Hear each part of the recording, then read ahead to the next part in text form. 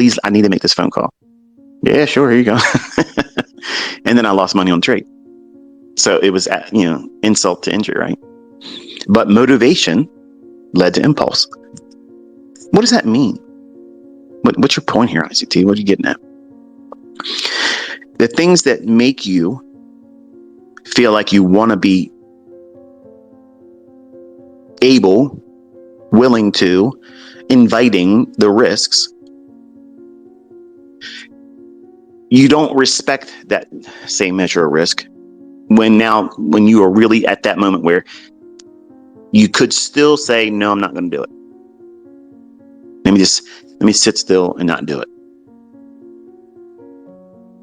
So your motivation leads you to the dance. That means you're in front of that chart. You're sitting there, you're watching it. You have your silver bullet in mind. You have your optimal trade entry in mind. You have, whatever else I've ever taught that you've gravitated to as your model. You have your draw on liquidity. You believe it's going to go here or it's going to go there, and you're ready to see it. If it could just give you a fair value gap, you're in there. But then something magical happens. Something magical comes in and changes everything. It's like your perception completely changes, and it becomes sometimes like a language you've never read before, and you're like a deer in headlights. You're paralyzed. You knew what you wanted to do, but now you're in front of the charts and you're watching live practice action and you can't do it. You're waiting for something to appear as a nudge, a little, you're right, now take it. And many of us, when we first start, we call that confirmation. The only thing that it confirms is you sat there too long. That's what it confirms. You sat there too long. Now it's already moved. It would be better for you to wait for some kind of a down close candle in the lower time frame, reach into a fair value gap if you're bullish, and then use that. Don't chase running higher price when you're bullish. Don't do it. Don't do it. Because the only thing you're doing is increasing the likelihood of your stop loss needing to be larger than it's necessary to be, or making it harder for you to hold the trade, because you're going to know as soon as you enter it, you're going to be demanding subconsciously that it moves right away in your favor, and you don't want to see any kind of drawdown. Whereas if you're bullish, and this is how I teach, so it overcomes a lot of the built-in fears that are associated with being poorly placed in a trade or chasing price. So if you're bullish, I'm teaching you to buy what? A down close candle, or a candle that's forming a likely down close candle, but it need not close down. It could be trading lower and still have a higher close. But at the time of your entry, if you're bullish, you're waiting for price to go lower into a inefficiency or run below a short-term low to take those stops. So you're going to buy sell stops or buy inefficiency on a buy side imbalance, sell side inefficiency. You're going to buy that rebalancing to close up and overlap that up close candle that you're seeing as an inefficiency. So you're buying against the grain of price delivery versus impulsively chasing it.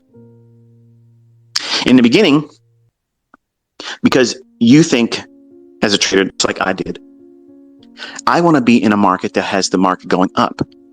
Like I want to be in a move that's going up. It's too scary. I'm speaking hypothetically and in retrospect to how it was when I first started. So as a 20-year-old, I was afraid to buy things when it was moving lower. To me, it made no sense. I mean, it literally made no sense whatsoever to go in and try to pick a bottom. That's what I was looking at it as, because I heard my mentor say, you got to avoid trying to pick bottoms. They're like catching falling knives. You have to wait for that dagger to fall, hit the ground, stop quivering, then gingerly go over and pick it up. That's verbatim. That's literally right out of that Ford cassette tape VHS course that he had from 1995. It was ingrained in me, just like the things that I say to you as your mentor. I'm not in the room with you, but you'll see something in the charts and you'll hear my voice saying the very thing that you had a resonation with in a video or a lecture, maybe something in this one today. And you'll hear my voice, you'll know exactly what I said verbatim, because it left an indelible mark on you.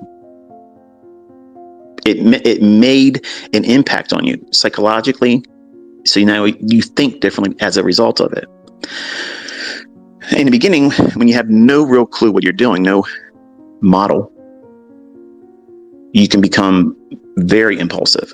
But as a new student with a model, with all the right motivation, you still can be impulsive. What does that mean? What does that mean? What's the contrast between what I've already said so far versus someone that now has a model, has all the right mindset, has listened to all the proper mindset from the inner circle trader and how to do this and how to do that. And now we're at the dance now. We're staring at the chart. It's during that 10 o'clock to 11 o'clock hour. We know that there's going to be a silver bullet. We know that it's likely going to draw to a liquidity pool that's pretty obvious where it's likely to go. But here you are, sitting there looking at price. Give me 1 second.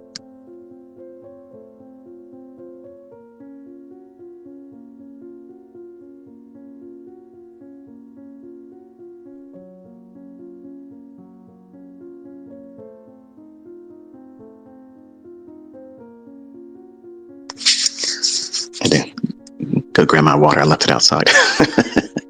So when you have a model and you have all the proper motivation that led you up to the point where now you've made the decision, you went to sleep the previous day, you woke up with every expectation that you're going to go into this following the plan, following the model, following the rules. You're looking for this setup to form. And now you're here. You're in front of the charts. You're there. And you do what? You act impulsively. You see something that is not your model. Perfect example. I'll give you something. You've done the work. You've done the analysis. You've listened to me talk about what I think the market's going to likely draw to on a higher time frame. You committed to the idea that that's probably what you're going to subscribe to. So you're only going to focus in that direction. And that's the proper mindset. Not that you should be handheld, but that's why I do it. So that way you can keep your premise, your bias, the narrative focused on that time frame draw. You won't be 100%. But now, because you're in front of the charts, subconsciously, you're demanding that you're 100%. Is that practical? Is that realistic? Is that something that anyone could reasonably expect to have? Especially if they're new? No, of course not. But that motivation that carried you to that moment, where now you're in front of the charts, you're ready to do your model, you're ready to pull the trigger. All you have to do is wait for that fair value gap to form, because it's going to be moving up quickly, and it's going to create that little buy sign of balance, sell sign of efficiency, and it's going to form it in a place where it allows you to capture 12 to 15 handles. So that means your minimum criteria for the trade would be met. It's really there, but unfortunately, it's not there yet. And what happens is you start seeing price run. And in your mind, you're thinking, this is going to be one of those times where it's not going to create a fair value gap. And here I am. I did all the work. I got all this stuff drawn on my chart. I have all the lipstick. I have all the motivation. I'm here now. And I know what's going to happen, because Murphy's Law says that whatever can go wrong is going to go wrong, and it's going to run without me. And I'm not going to be able to accept that, because I've done all this preliminary analysis. I've done all this preliminary workup, listening to this guy, Jawbone. I'm all pumped up. I'm ready to go. And here it's running. It just took off 8 handles straight, one shot. It's running.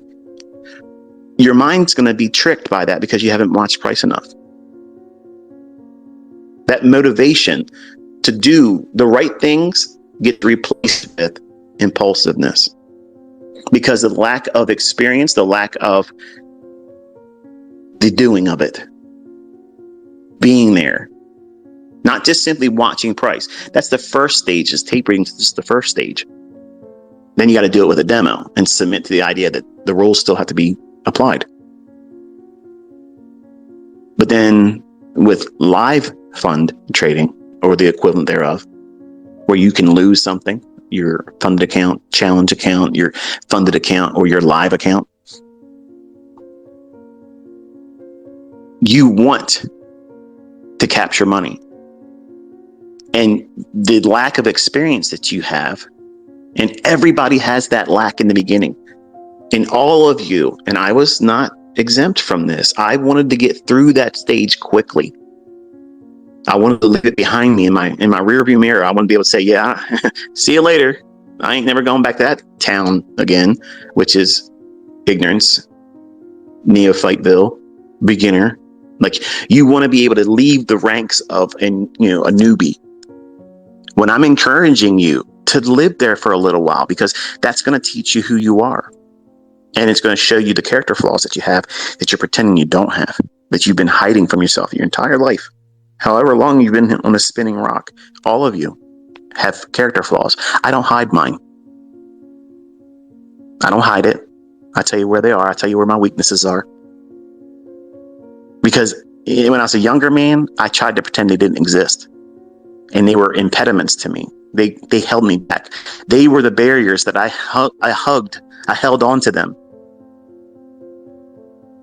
I held on to it like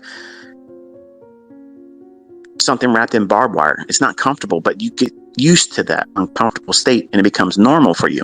Like, that's why abusive relationships go on. Spouses that, beat their wives because they're weak men.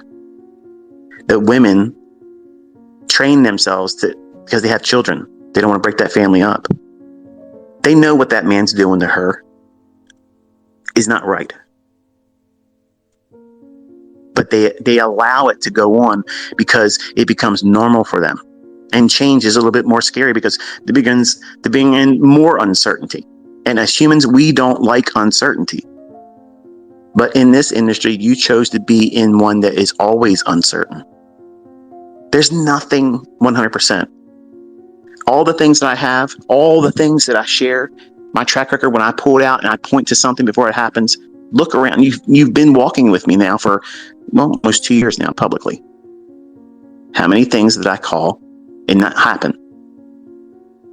Very, very, very small number of that. But how many things were right and correct and where the market went to? You can't reasonably expect to be like that in the beginning. And when you learn from someone, when I was a martial artist, I wanted to be as good as the guy that was teaching me, and then better. That's what I wanted. Anything that they did that was impressive, I needed to do it better than them. Why? Because I had this deep ingrained necessity for me to be significant, because while I was growing up in Cardboard City, I was part of what we considered white trash. We lived in low income. And I got in fistfights and stomped the shit out of people that thought they were better than me. I stomped people. You know what that is? Where you stomp their ass, you beat them. You drag them over to a curb, you open their mouth up with their teeth on the edge of the curb, and you stomp the back of their head. I've done that before. And the sound that makes, you'll never forget it. Those are things that I've done as a kid with people older than me because they talked down to me. They acted like they were better than me. So what drives me, and still today, is that deep scar. I was the guy on the other side of the tracks growing up. I didn't come into this world with a silver spoon in my ass. I didn't have that. Everything was a hard thing to do. And it took a lot longer than I wanted it to do. And it was very difficult. I had a lot of opposition around me. People would try to tell me, you're not going to be able to do it. You're going to just, amount to the same thing we do. And I went to school and they tried to talk me out of that. And they said, you're not going to get good grades. And I got great grades. Constantly, the enemy will work on you to try to discourage you. And if you're strong enough that you have the motivation that keeps you going, when you're finally there, he's really going to try. Because you've done it. You finally climbed to that moment where now you're going to see the proof. You're going to finally get that testimony that you can hold on to and say, nobody can take this from me. And some of you are going to discover that motivation that got you there, which everybody needs it. I'm not trying to discourage that's not a good thing. It is a good thing. But there's an event, there's a phenomenon that takes place where once you're there, you can't handle the pressure and you throw out all the rules. You don't wait for the setup. You think that it's going to be stripped from you. You worked so hard to get to this moment. Now here's your first shot, the first shot to use the information that you've been studying. Now you can make gainful profits if it's correctly done, but you don't have the experience yet to lean on. And you see a sudden quick movement, which really isn't that much. Nothing's changed in the trade setup. But in your mind, because you're so keyed up, that motivation, you're hopped up. You're ready to go. You're that guy that all your friends are around. Fight, fight, fight. When if they weren't there, you'd probably shake hands with the guy and say, you know what? Yeah, I apologize, man. It's got out of hand. It's just forgive me for saying whatever I said or did whatever I did to you. You can't do that now because they've incited that rage. You've become lustful for blood. You need to do this now. And something happens where that motivation becomes impulse. And you don't use your model and you press the button. As soon as that button is pressed, you're regretting it. Because now you just entered the uncertainty with no plan, no entry, no PDRA. You chased price. And everything you've heard me say comes rushing into your brain and you're thinking, oh man, this is that thing he talked about. Now that trade seems like it's going to choke the life out of you. Maybe you start hyperventilating. You don't realize it yet. So you start feeling your fingers and your hands and your arms start tingling. All of a sudden you start feeling your heart palpitate. Feels like you can't breathe. Doesn't feel like there's any air in the room. Why is it so hard to breathe? That's anxiety. Now you're faint. You're feeling the effects of the adrenaline in your body, and you're standing still. It's like a Ferrari in neutral, running with the accelerating pedal to the floor. It's not good for the engine. And now you're worrying about what you're feeling bodily. And then cortisol is going to release. And that hormone makes you feel like you're going to die. Now, how can you be watching price, managing it, and what you should be doing, focusing on your model, if you think you're having a stroke or a heart attack or about to pass out or throw up? I've been there. I've been there, and I've been there while driving a truck over the Key Bridge in high winds, panicking because I'm watching my Coretrack tell me that there's absolutely nothing I can do and I'm nowhere near a payphone to get out.